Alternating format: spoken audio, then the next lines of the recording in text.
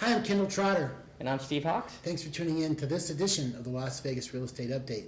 Today's update is going to be a continuation of what Steve was talking about last week, 2 times on national television, CNBC and Fox News. Steve has a different name for it. They were calling it buy and bail. Steve, what are you calling it now? Well, some people come up with the homeowner's revenge. Homeowner's revenge. So this is a new phenomenon that's starting, that we're kind of seeing a trend of a homeowner who bought 2 years ago. Now there's a foreclosure crisis going on, especially probably in the brand newer neighborhoods. And now that house across the street that's a model match to theirs is maybe $200,000 cheaper. And they're feeling a little bit maybe overwhelmed.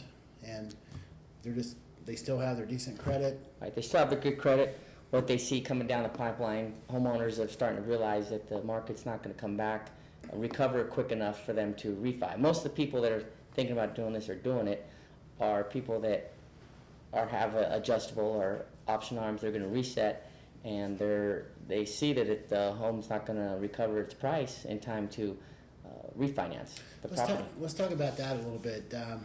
That's what they failed to bring up in a lot of these articles. A lot of the articles are trying to portray the people as, well, their house is upside down 300. We're not talking about investors here. We're Right. talking about families with kids and car payments, and they're just trying to get by in this economy that's very tough. Right, and when their payment coming up that's going to adjust or reset, they're not going to be able to afford it. So they see an opportunity to keep a roof over their head. That's what they're looking to do. This is not about trying to make a dollar or get into a house that is $300,000 less. If they could afford the house they're in with the new payment, they would. The reason why they have good credit still is because they can afford the payment. They've been making the payments. Right, the current payment. And we'll get into this later about, did they know this was going to happen? Well, yes and no. So that's what we'll get into a little bit. So a homeowner has a 3-1 arm. They're coming up on their 3rd year. Their loan is fixing to adjust, and now their payment's going to go up by $750 a month. What are their More options? sometimes. Now, in my experience, I haven't heard too much about the banks being very forgiving about that. No, they want their money. Hey, you signed it 3 years ago. Here you go. the only option they have right now is to make that higher payment. Right. The loan modifications are in reality a joke. A homeowner can try and get that done, but the reason why they are doing this program is because the lender is not modifying their loan. A lot of people say, well, it's not the responsibility of the lender to do this. Right, and there's 2 sides of that fence. When the lenders were giving the 3-1 arms, they were probably, as well as the homeowners or the home buyers at the time, they were probably betting on appreciation. So, hey, no problem, in 3 years you refinance, your house is worth 25% more than it is now. You got plenty of equity, no problem, we're going to put you into a 30-year fixed, everything's hunky-dory. Well, these lenders, these institutional investors, bet on the American homeowner. They bet on the American family that the real estate was continually going to go up and appreciate. Because they knew when these loans were made, if the real estate, not only did it even if it just stayed level, these loans would be unrefinanceable. They wouldn't be able to refinance them. Right. So they were not only betting on that, they were betting on it would appreciate. So they didn't fully explain to the homeowner, hey, if it doesn't appreciate, you're going to have to make this payment. Well, they could never qualify for this payment. They never kept that they never set that in the qualify papers. for the arm, the lower interest rate, either 3 or 5 years. That's where they were. And we're not talking loan fraud here or nothing like that, people. We're talking about people that really came in and here's what we can do. We'd love to have this house, and the lender is saying, okay, we can get you this house at this rate for 3 or 5 years, and you fit inside that box with your debt ratios, what have you. Right. But in 3 or 5 years, you're going to have to refinance, or your payment's going to adjust. Here's the exact spill that these loan officers were taught. Get into the house right now at this payment. In 3 years, 4 years, 5 years, when this loan adjusts, we'll use the equity in the house to refinance your home Exactly. at a lower payment, Right. at a fixed rate. Well, guess what?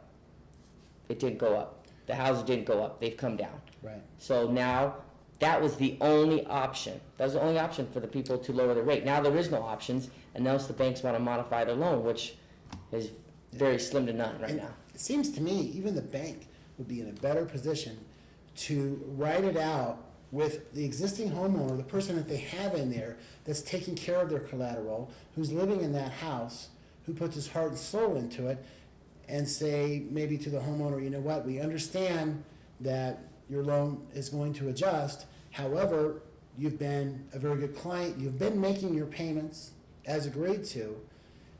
Wouldn't it be good business sense for them to try to keep that homeowner in there for another 3 or 5 years until everything can get turned around and kind of worked out and corrected itself, as opposed to saying, no, your payment's going up today, you got to pay it, and if you can't afford it, we're foreclosing. Well, in a perfect world, that might work, but the banks have a lot of signatures that they have to get approved. They sold these loans as mortgage-backed securities, so you have to get a lot of people to approve them, number one.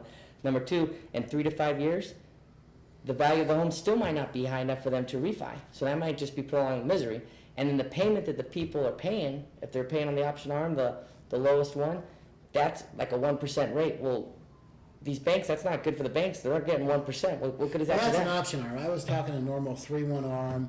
You got 4.5% now, and in 3 years it's going to adjust to whatever. But it seems to me that the bank foreclosing, selling the house $200,000 less than what was owed on it is a bad, that's a bad business decision as well. Yeah, well, the banks are looking at it like they're getting a 4.5% rate. Well, if they can get higher with that money out of the house somewhere else, or take the bad debt off their books. But a lot of times they're not making the decision because it's these mortgage-backed securities. Right. But it goes back to the homeowner.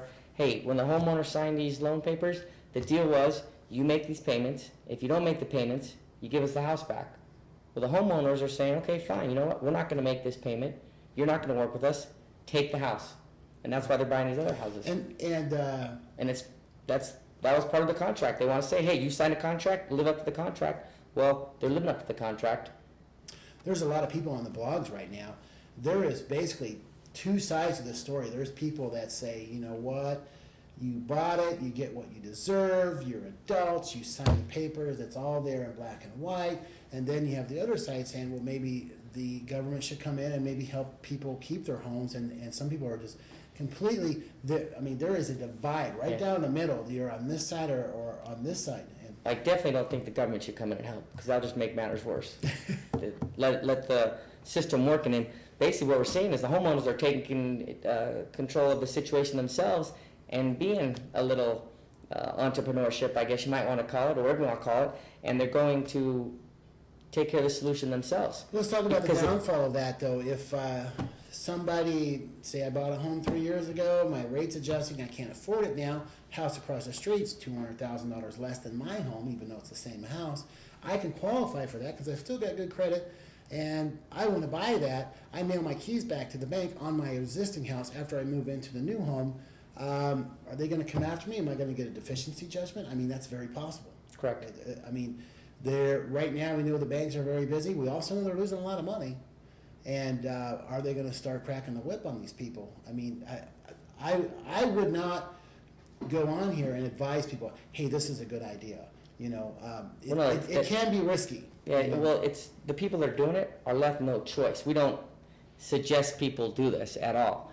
But if you're going to lose the house anyways because you can't make the payment, then it's not as if these people have much of a choice. Hey, we're going to lose this house anyways because we can't afford this new payment. We might as well go buy the house across the street, literally. So what they're doing is they're buying the new house and basically trying to rent their old house. And when they obviously can't rent their old house for what their payment's going to adjust to, then you're talking foreclosure time. I do think we're running out of time here, folks, but we will revisit this situation. This is something new that's on the horizon. That's just getting broke out. It's coming out of the box right now. And like we always say, here's two guys with their fingers on the pulse of real estate. I'm Kendall Trotter. And I'm Steve Hawks. Thanks for tuning in to this edition of the Las Vegas Real Estate Update.